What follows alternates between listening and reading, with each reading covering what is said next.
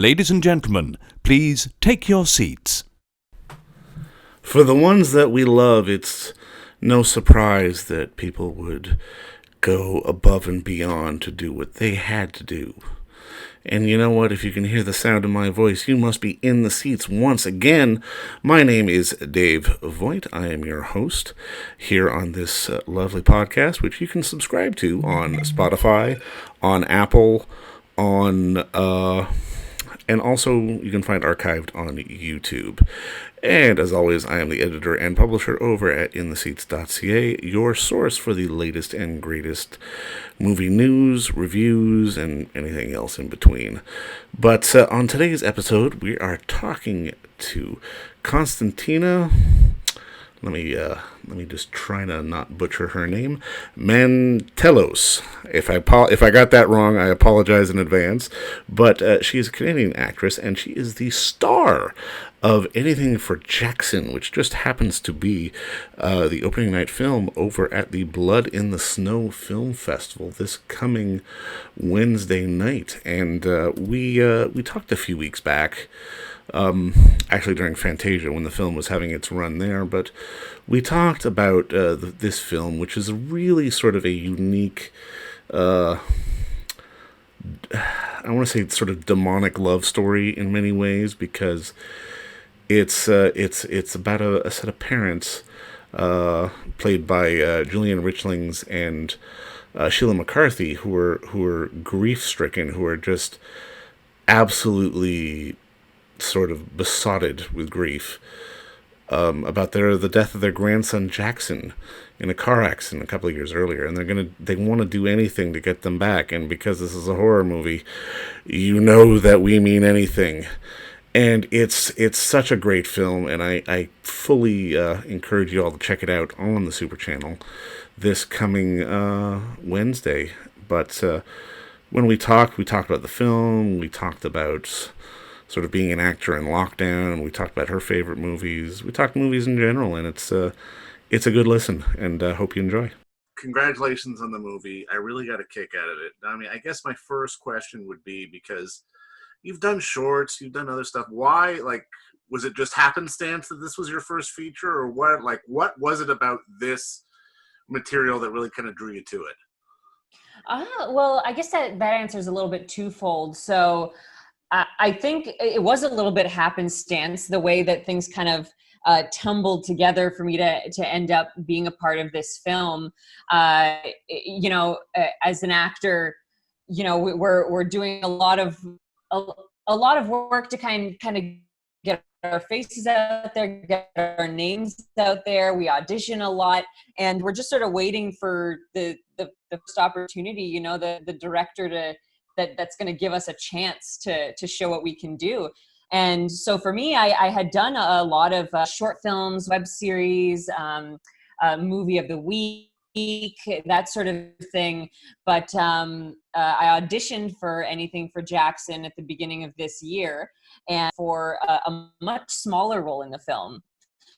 And I remember reading the audition posting, and I was so excited when that initial audition came in, because it was the beginning of the year. It's that time of year when we actors are sort of getting those the initial films that people are producing. You're kind of seeing what's going to be coming out this year, what's going to be shooting in Canada.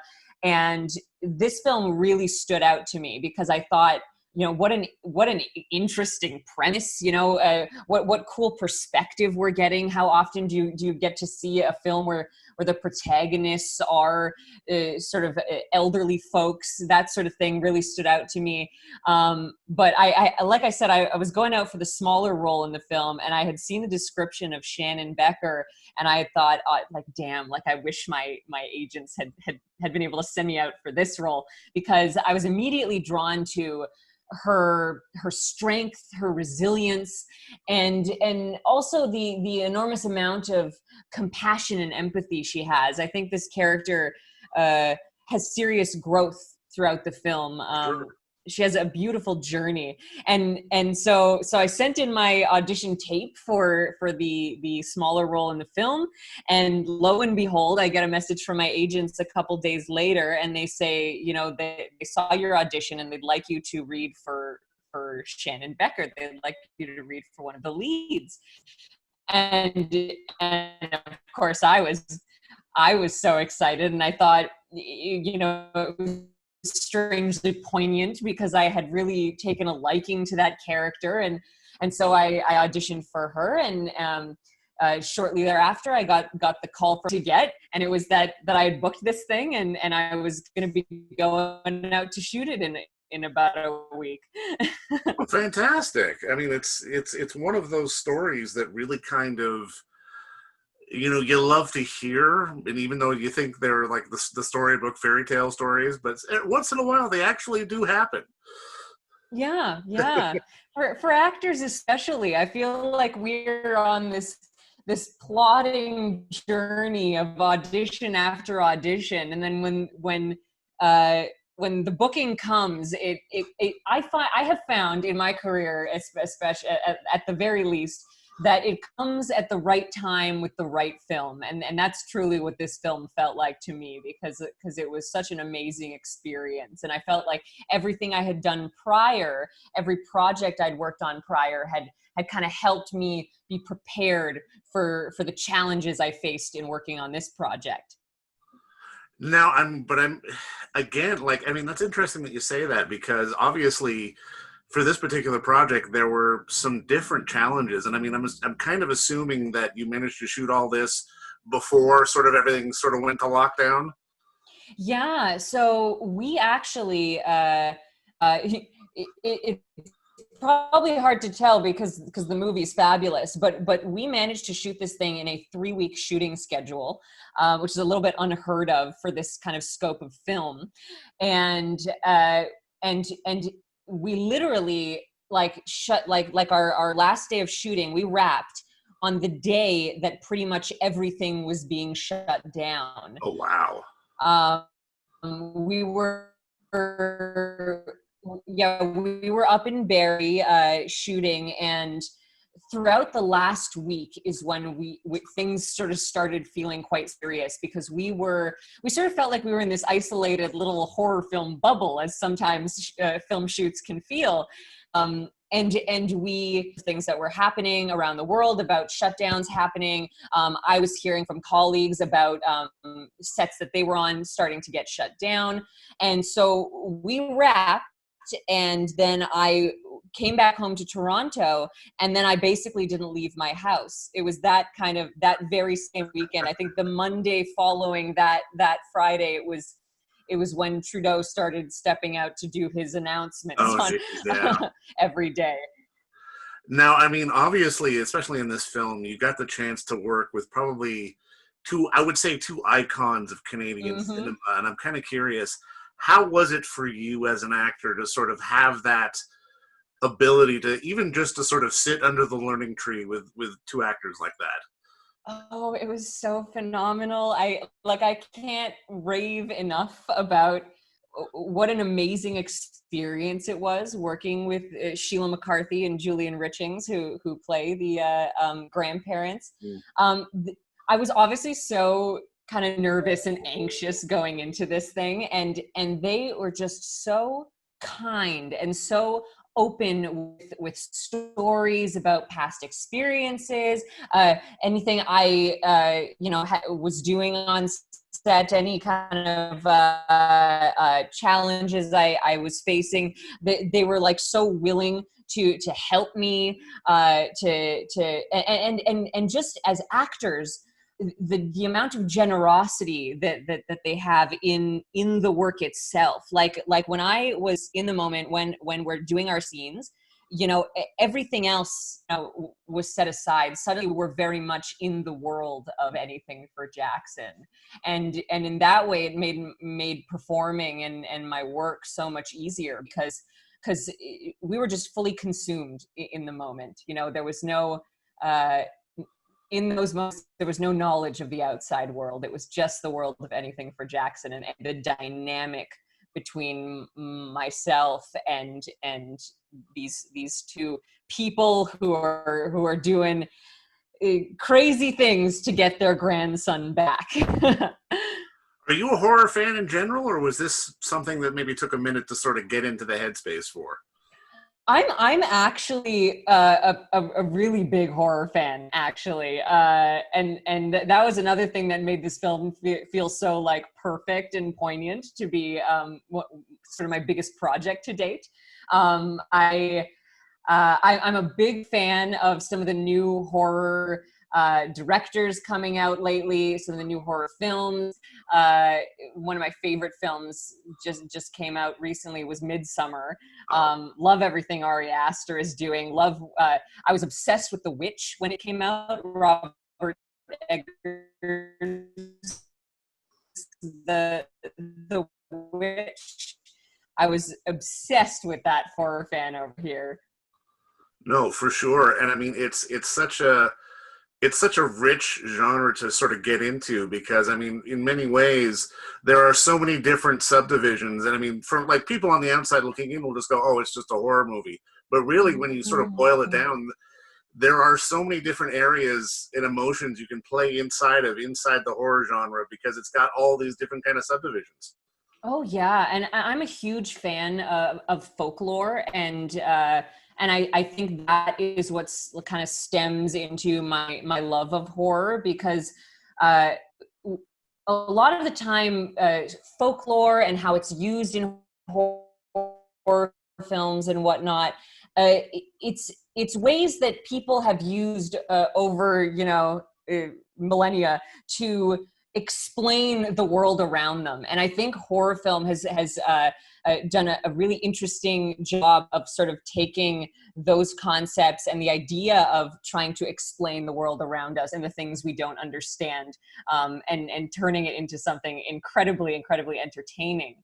I think that, and horror film also has, I sometimes like to think of it as like the perfect study in filmmaking and good cinema, because horror films especially use every facet of filmmaking, make you as the audience feel what the characters are feeling. It's every sound, it's every sight, it's the pacing of the story that really makes you kind of quite as terrified of the situation as the people you're watching. And to me, I think that's cinema at its best.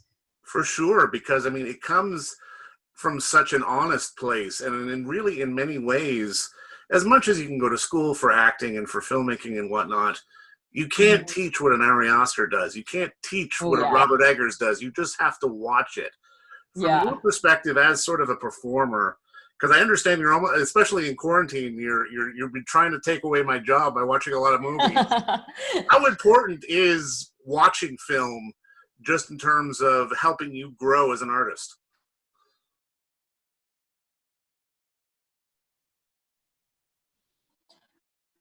Oh, I think it's been so important. But before I ever even decided to be an actor, before I decided to start even writing my own films and whatnot, I've always loved watching movies, and I think that the more I watch, the more I kind of grasp what it is I'm trying to do. The more I see, films that I like, the more I see techniques used. When people get it right in film, you really feel it.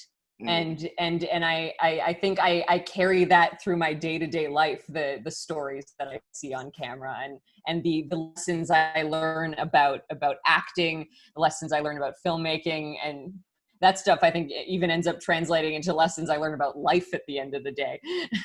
Sure, absolutely. Is especially during quarantine now, we've all been probably streaming a little bit more than we should on a regular basis. Like, is there anything that has stood out for you that you've gotten a chance to watch that maybe audiences out there wouldn't necessarily sort of gravitate to initially? Ooh, well, so I have actually been doing, since quarantine started, I actually started doing like a movie marathon. I for a while I was watching a movie every single day. So I've seen a lot in the last little while, and I've made some really good discoveries. One that I would recommend if you're thinking of like kind of more obscure films that people might not know about was I discovered this great horror film called Thelma. It comes out of Norway, and I wish I could remember the director's name right now, but it's Thelma is the name of the film, and it came out in 2017, and it follows. Oh, yes. Yes, Okay. right? You know about it? Okay, I know the film, absolutely. It premiered at TIFF's Midnight Madness a few years ago, and that's where I initially heard about it, and I'd been meaning to watch it. And it's this great film about this young woman who she's raised highly religious, and she goes away to university, and she starts experiencing these like kind of frightening telekinetic powers when she starts to develop feelings for another female student, and she doesn't understand what those feelings are. Right. And it's just like the coolest kind of metaphor for sexuality and repression. And it's a great film. I highly recommend it. It's Joachim Trier, by the way. That's the director's name. Yes, that's it. Now, and I mean, I love that you mentioned just something that premiered at TIFF, and sadly, I mean, when you go into post and then you'd hear that a film is, getting a festival run, it'd be like, oh, I get to travel a little bit. Maybe I can walk on the carpet. I get to see the film with fans, that kind of thing. That kind of got snatched away from you. And like, at least from my perspective, that kind of sucks. And I'm kind of curious. Like, yeah. Are you kind of pained over it? Or is it just because this is the first one, it hasn't sunk in yet? Like a tiny bit. I've had the privilege of a few years ago, I wrote and produced and acted in a short film, and that went to a festival, and I was able to do a little bit of the red carpet thing. So I've had like a tiny taste of it, and so it would have been just fabulous to have been able to go to the Fantasia red carpet with all the horror fans around, and also to be able to watch the film on a big screen with the screams and the gasps and the energy of Fantasia around me. It certainly would have been amazing. So I can't lie that I don't miss it. However, I do really have to give a shout out to Fantasia and the way that they have managed to, seize the day with the limitations of the pandemic and whatnot. They have done such an amazing job of translating to a digital festival. It's so easily accessible online. It's so easy to find the films and participate in sort of the talkbacks and whatnot. And it means that that people who wouldn't have been able to attend a premiere of a horror movie in Montreal, all across Canada were able to tune in to the premiere last night. And so I was able to have like a lot of friends and family who have supported me over the journey of my career thus far, who would never been able to attend the premiere in person. We're all able to tune in last night, and just the amount of support messages and whatnot that I was getting last night was just, it was so wonderful. And in some ways, minus the getting to dress up and feel fabulous, in some ways it was a little bit even more special. Well, that's absolutely fantastic. But I do have to echo your comments just about what a good job Fantasia has done, because it's really sort of managed to get the films out there as best as humanly possible, which is really at the end of the day the important thing. But if you get a chance one year, you got to go. It's a special room. Oh, I'm definitely looking forward to attending in the future, the second we're back up and running. That's for sure. Now, I mean, during this downtime, and I mean, you mentioned you write and you're working on your own stuff. How, has it been sort of a fruitful time to be able to sort of, okay, I'm not necessarily going out on calls or auditions or sending in tapes for the next little while. I got to hunker down and maybe work on the stuff I'm trying to launch myself. How important has it been for you to sort of have a little bit of a moment to sort of work on your own stuff? I have to say that I I was grateful for the time that this afforded me. I mean, like, we're all trying to make the best of things, and I was lucky enough that I have not been personally affected by the pandemic. And I know so many people out there are doing so much amazing work, and it's a very crazy time for a lot of people. But I have managed to use the time to be very productive in some of my own projects. I managed to hunker down and work on a feature film that I've been meaning to write for a long time. And just a few weeks ago managed to kind of write the fade to black on the first draft of a feature that's been kicking around my brain for a long time.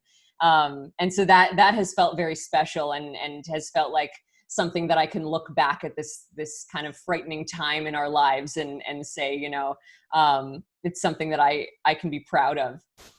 Well, and that's a beautiful thing too, because I mean, on one end, yeah, we're all a little anxious. We've all got stuff going on. We all have family, and we're all worried, and Mhm. there are so many different concerns out there as well. But it's also managed to afford some extra time to not only be able to ratchet back a little bit and slow down and sort of appreciate it, but at the same time Mhm. to focus on stuff that matters to us as individuals as well. Yeah, I think it's been a kind of a lovely time for artists, to kind of take stock and maybe to take a second from all the work we do busy day to day, and kind of focus on some of our own projects. Well, I mean, I think that was, especially from an artistic standpoint, that almost felt like the biggest adjustment of finding a Mhm. way to be busy, but without actually having to be physically running around. Yeah, yeah, definitely. I at first didn't know what to do with myself when I didn't have to be like getting ready for auditions every other day and running out to running Yeah. out for them. Now, I mean, I guess just to put a bow on all this, at the end of the day, because obviously the movie's going to be on Super Channel in the fall. For you Mhm. going forward, is there sort of a bucket list of projects? Is there a dream? Is there what's the ultimate wish for you as an actor, a writer, potentially even a director at some point down the Mm. line? What's the hope for you? Huh. Well, oh God, don't ask an artist about the various things they'd love to do, because the list could go on and on. But one idea that I've sort of kicked around is so I'm Greek. My grandparents all immigrated to Canada from Greece back in the 50s, and so being Greek is a huge part of my heritage, and part of what I've grown up with. And one sort of character that I have yet to see portrayed kind of really well in cinema, and that I think her story has some clout to be told, is one day I'd really love to play a great film rendition of the goddess Artemis. Oh wow, okay. Yeah. I think there's been very few kind of renditions of the sort of Greek god stories done really well in sort of modern cinema. Right. And I think that I would just love to have a shot at her story. She's sort of the ultimate badass Greek goddess, and so I think it'd be a great time. Oh, I'd watch that for sure. Now, I guess last question: Desert Island, one movie. What's your choice? Oh God. Um okay. Okay. Can I pick like a trilogy? Sure, that's fine. I'll give you that. I would definitely take Lord of the Rings with me. Oh, cool. Okay. Favorite film, or films. I kind of see them as one, honestly. Uh, I every year my partner and I do a Lord of the Rings marathon, and it's sort of an essential part of my re-falling in love with film every single year, and re-falling in love with the fantasy and the wonders of storytelling. So yeah, I would definitely take Lord of the Rings with me. For sure, I'm with you on that one. And you know what? But that's it for me. And thank you again for the time today. Really appreciate it. And good luck on the next project. Thank you so much. I hope everyone gets a chance to check out anything for Jackson.